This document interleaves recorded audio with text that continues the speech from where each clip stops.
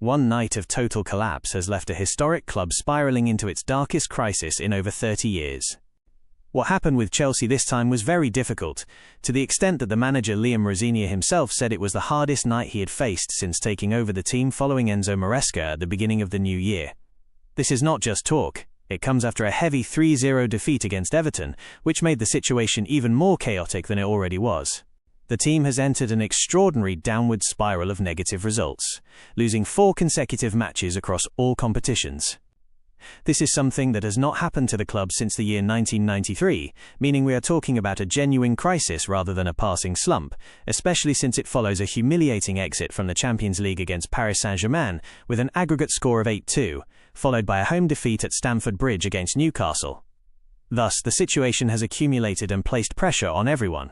Rosenior was very honest while speaking, stating that the team failed in the simplest things they had agreed upon, such as not gifting the opponent easy goals, maintaining their focus and controlling the rhythm of play. He explained that the start was very tense, with players losing the ball easily in a strange manner.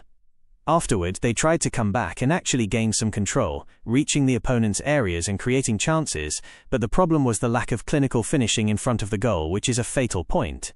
To make matters worse, the first goal was conceded unexpectedly, and this is not the first time it has happened. With the first goal, the team collapses psychologically, energy and confidence clearly decrease, and this was reflected in the rest of the match. Although they started the second half better and had control, one mistake cost them the second goal, and at that moment, the match slipped completely out of their hands.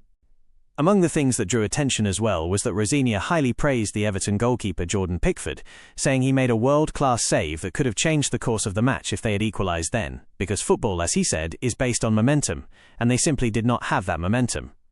Despite all the pressure and accusations being said about the team being disjointed or lacking spirit, the manager was clear that he was not convinced by such talk.